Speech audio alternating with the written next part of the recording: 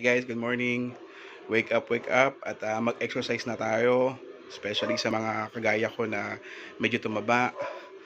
Nakalimutang alagaan yung sarili, wake up na tayo at mag-exercise.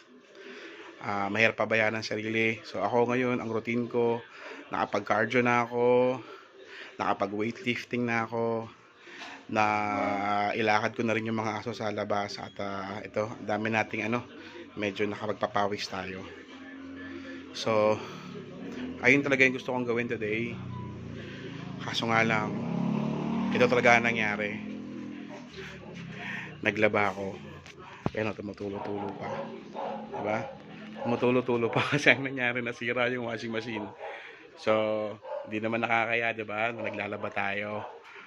Kaysa magpagod ako mamaya sa paglalakad, ito na lang. At least, nakapaglaba tayo at nakapag-exercise tayo. Okay? G.